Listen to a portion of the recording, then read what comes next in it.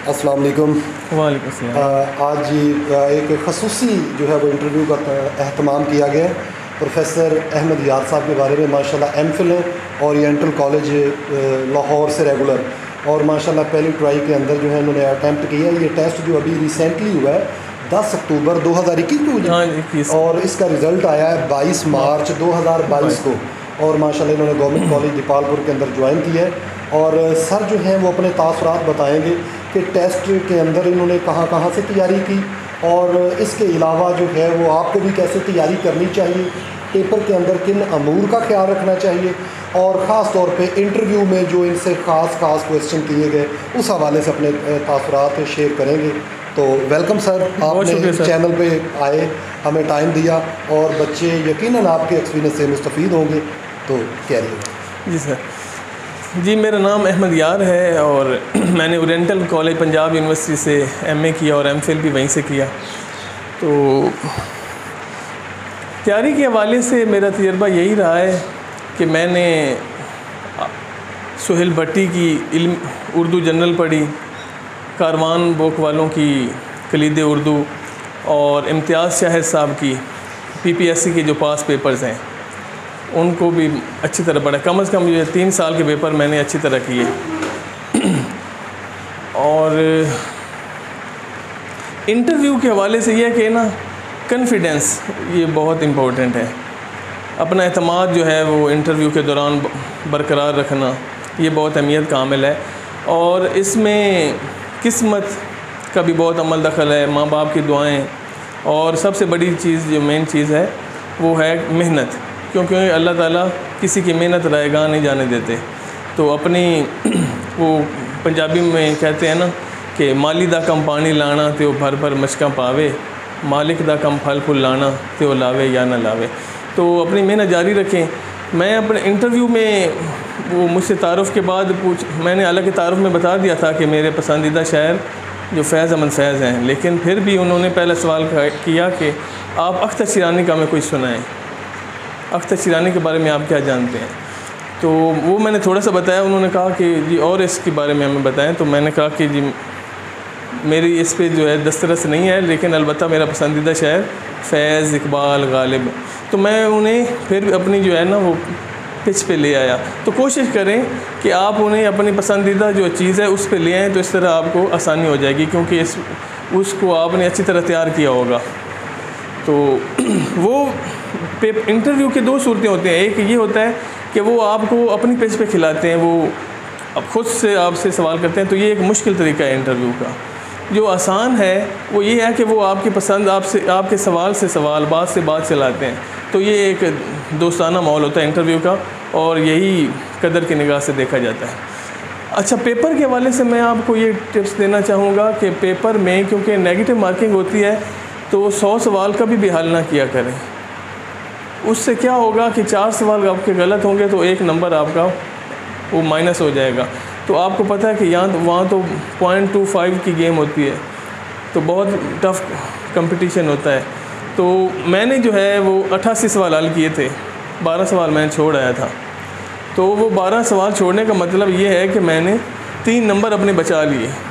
अगर वो 12 सवाल में हल कर देता तो मुमकिन है वो 12 के 12 गलत होते, जो मुझे पता ही नहीं है, तो वो मेरे 3 नंबर मज़ीद कम हो जाते। तो ये इस चीज़ का ख़ास ख्याल रखें। अच्छा सर, इंटरव्यू में अच्छा टेस्ट में ये है कि पहले जो है सबसे आपको ना आसान सवाल लगते, जो आपको 100% श्योर हैं वो फ़ौरन टेक करते जाएं। और बाज़ लोग गिनते हैं कि मेरे कितने ठीक हो गए, तो गिनने में अपना वक्त ज़ाया ना करें। वो तो आपकी आंसर की आ ही जानी है, वो तो DMC डिटेल मार्क्स कैंडिडेट वो आपको पता चल जाने। वहाँ ऐसे जमा तफरीक ना किया करें। जो आपको आसान सवाल आते हैं वो हल करें, और जो रह जाते हैं वो मुश्किल सवाल वो बाद में उनको हल करें। हो सकता है बाज़ बार ऐसा होता है कि एक सवाल वो बाद में आपको याद आ जाए जो शुरू में याद नहीं आ रहा था, या इस तरह भी होता है कि एक सवाल का जवाब दूसरे सवाल में मौजूद होता है। अगर आप वो सवाल छोड़ दें तो मुमकिन है किसी और सवाल में उसका जवाब आपको मिल जाए। तो और इंटरव्यू के हवाले से कोई ना कोई पसंदीदा शायर, पसंदीदा नावल निगार, पसंदीदा अफसाना निगार ये ज़रूर तैयार करें, क्योंकि वो बाज़ औक़ात पूछते हैं, कह देते हैं कि जी बताएं हम आपसे क्या पूछें, आपने क्या तैयार करके आए हैं। तो आप कहें जी आप कुछ भी पूछ लें, मैंने थोड़ा थोड़ा सबको पढ़ा हुआ है। तो ये फजूल ये जवाब है।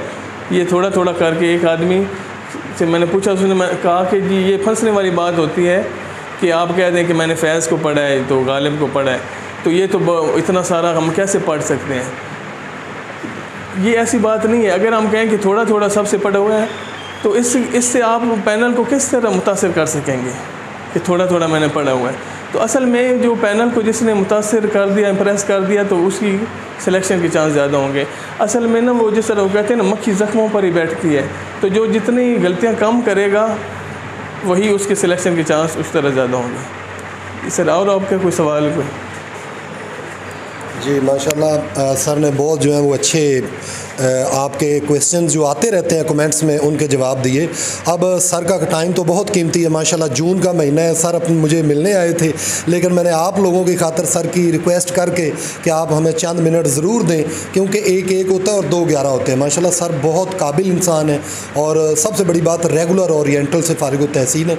तो सर मैं पूछना चाहूँगा कि स्टूडेंट्स कहते हैं कि सर इतनी ज़्यादा तनकीदी किताबें लिखी गई हैं, यानी कि उर्दू अदब जो है ये 15वीं-16वीं सदी से अगर हम देखें, ये कली कुतुब शाह का है दौर, इसके बाद तो लाखों की तादाद से सर किताबें हैं। तो कौन कौन सी और किन किन राइटर्स की किताबों को बंदा पढ़े? इतनी लाखों किताबों के मुसन्निफ़ीन को तो ज़हन में रखा ही नहीं जा सकता है। तो इस पर अबूर पाने के लिए आपने क्या किया? मैं तो अपना तजुर्बा शेयर करता रहता हूँ, लेकिन मैं ज़रा आपके भी जो है ना वो तासुरात जानना चाहूँगा। जी, मुकम्मल अबूर तो किसी को भी हासिल नहीं होता। अब देखिए लेटेस्ट में पेपर में देखें तो 57 मेल का मेरिट रहा है, 100 में से 57 वाला जो इंटरव्यू के लिए अहल करार पाया है। तो हमें हर सवाल का जवाब आना ज़रूरी भी नहीं है। अगर हम 60% तक नंबर ले जाते हैं तो इंशाल्लाह हम इंटरव्यू में अपनी जगह बना लेंगे। तो इसलिए घबराने की बिल्कुल, अब फ़ीमेल का मेरिट देखें तो उनका 47 मेरिट रहा है। अब देखें 100 में से 47 नंबर लेना तो ये कोई बड़ी बात तो नहीं है। अगर कोई तनकीदी किताबें, हर सब्जेक्ट हर फेवरेट नहीं होता, 10 पेपर होते हैं पंजाब यूनिवर्सिटी में, तो 10 के 10 हमारे फेवरेट तो नहीं हो सकते ना। कोई एक आधा पेपर तनकीद है या इकबालियात किसी को मुश्किल लगता है या लिसानियात, तो उसमें अगर आप कमज़ोर भी हैं, दूसरे पोर्शन आप अच्छी तरह तैयार करें तो उसकी कमी पूरी हो जाती है। जी जी। तो इंशाल्लाह आप एवरेज भी 65% तक नंबर ले जाएँ तो वो आपकी कामयाबी के काफ़ी। इसके अलावा सर ऐसा है कि स्टूडेंट्स ये भी पूछते हैं कि सर हम जो है वो किस पोर्शन, मसलन उर्दू अदब के अंदर अवलियत है, पहला नावल निगार, पहला अफसाना निगार, पहला रुबाई निगार कौन है जी, पहला कसीदा किसने लिखा, पहला तज़किरा किसने लिखा। अगर सिर्फ पहले की भी बात की जाए तो बड़ी चीज़ें आ जाती हैं। तो ये उर्दू में अवलियत, इसके अलावा मुख्तलिफ़ यूनिवर्सिटियों के रिसर्च आर्टिकल्स, रिसर्च जो जर्नल्स शाया हो रहे हैं, रिसाले शाया होते हैं यूनिवर्सिटियों के, या इसके अलावा मुख्तलिफ़ जो इदारे हैं उनका सदर दफ्तर कहाँ है, क्या इन चीज़ों को भी जहन में रखना जो है वो फ़ायदेमंद साबित हो सकता है? बिल्कुल सर, ये तो लाजमी बात है। अब मौजूदा जो है मजलिस तकी अदब का कौन चेयरमैन डायरेक्टर है, और उर्दू साइंस बोर्ड का कौन है, ये तो बिल्कुल आना चाहिए। PTV के चेयरमैन कौन है। अब किताबों के नाम तो आपको याद करने पड़ेंगे। इसका आसान तरीका ये है कि आप लाइब्रेरियों के विज़िट करते रहें।